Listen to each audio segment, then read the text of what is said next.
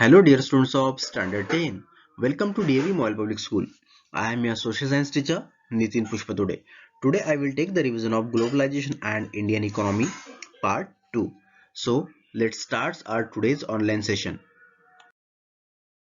Globalization.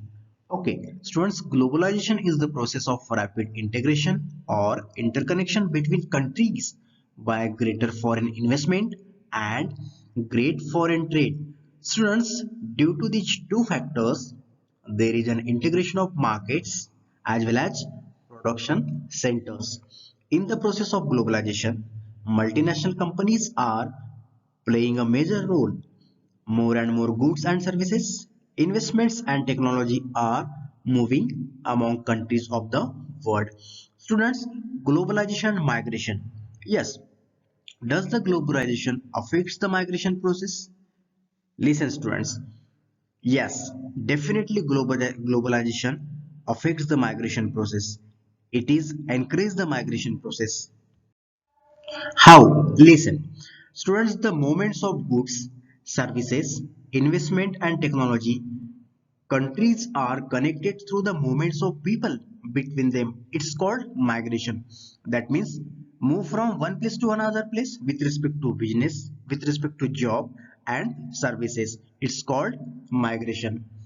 People usually move from one country to another country in search for better life, higher income, better jobs, or better education. This has been going on for many countries, but now has it slowed down due to the various restrictions imposed by the many countries. So definitely students, globalization process impacted on the migration. Okay, technology. Yes, students, due to the globalization, what is the effect on technology sector? Listen, fast improvement in technology during the last 50 years, such as improvements in transportation, technology have resulted in much faster delivery of goods across long distances at lower cost. So students, it is effects of globalization that's possible only due to the globalization. Definitely students, due to the globalization, technology and the fast development has been done.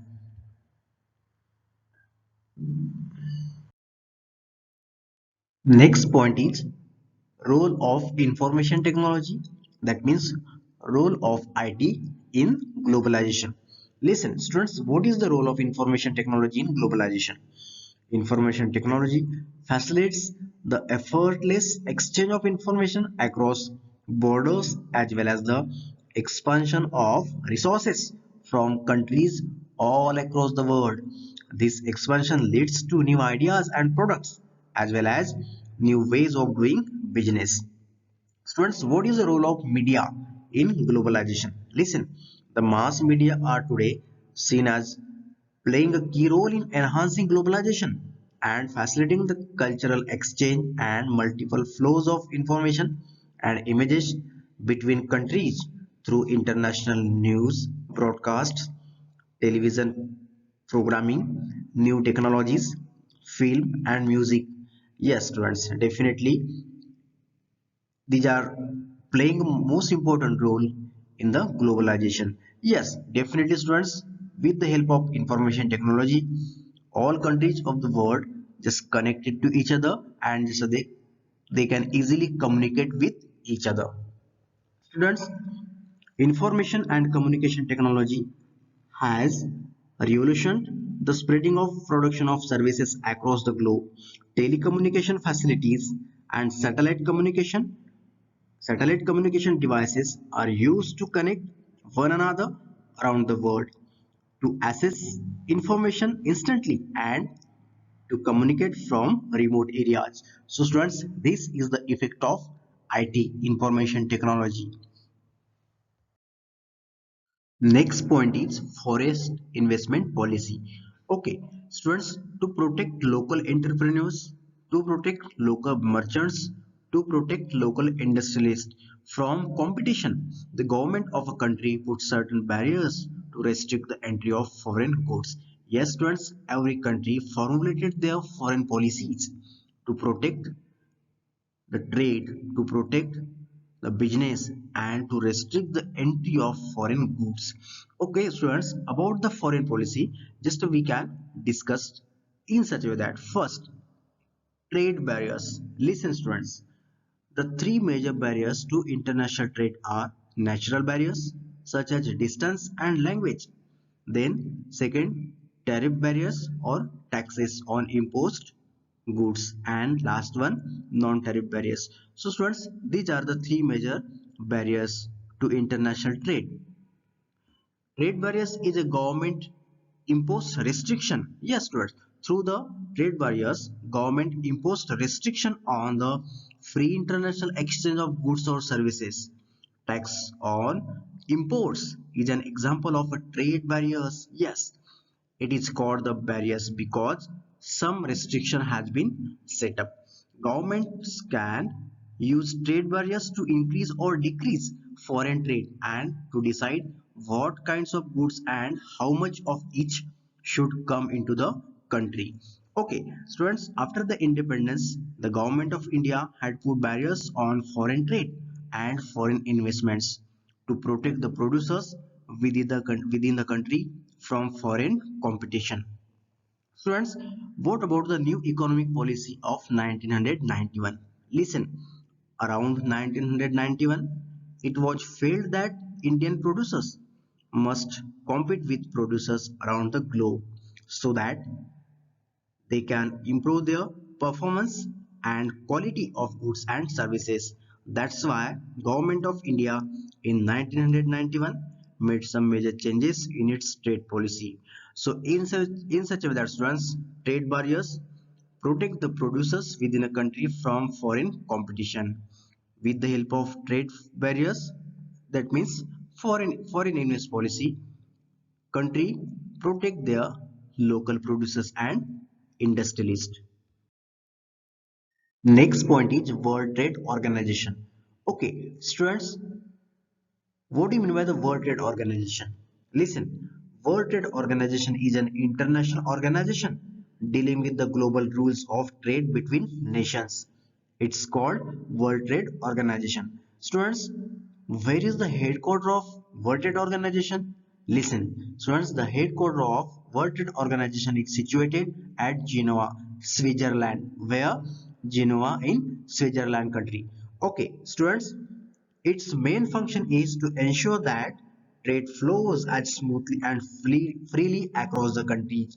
It supported the liberalization of foreign trade and investment in India. Students, what are the functions of World Trade Organization?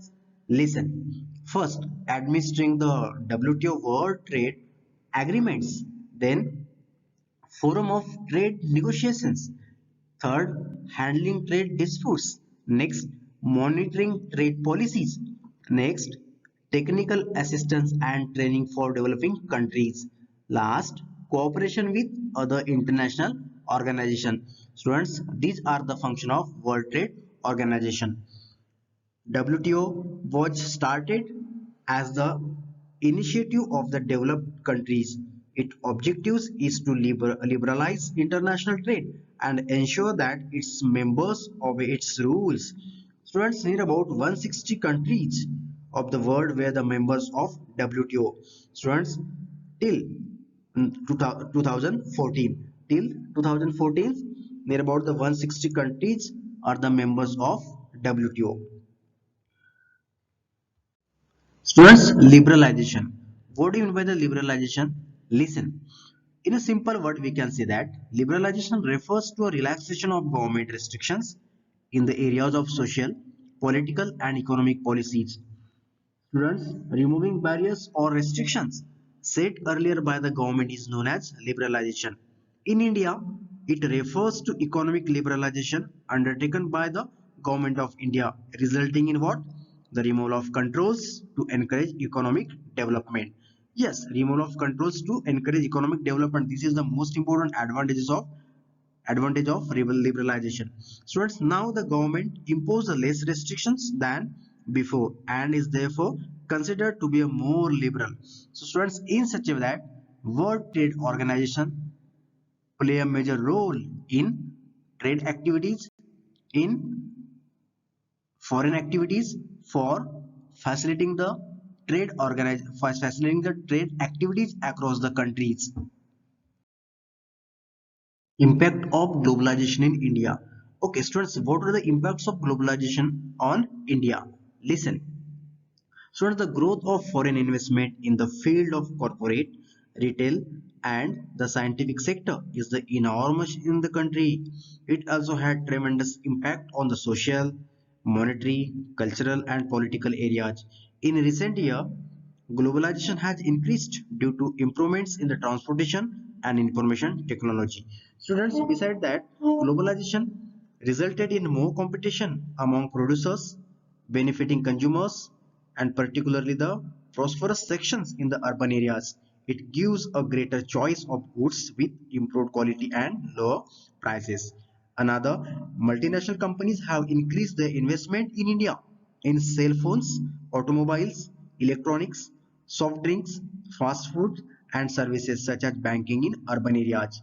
Students, due to this, many new jobs have been created and local companies supplying raw materials and services to these industries have prospered. Students, globalization has threatened small producers as their production has stopped. New companies that provided all centers, IT related services, accounts, and administrative jobs have come up. Some large Indian companies like Infosys, Tata, Asian Paints, Ranbaxy have emerged as multinational companies and set up companies in other countries. So, students, this is the effect of globalization in India. Students, last point is the struggle for fair globalization. Listen, people with education, skill, and wealth have made the best use of the new opportunities due to globalization. To make it more fair, it should ensure that the benefits of globalization are shared better and government policies must protect the interest of all the people in the country. It can support small producers to improve their performance till the time they become strong enough to compare. Students, if necessary, the government can use trade and investment barriers. Okay, students, so in such a way that today we learned about the globalization and other information of multinational companies.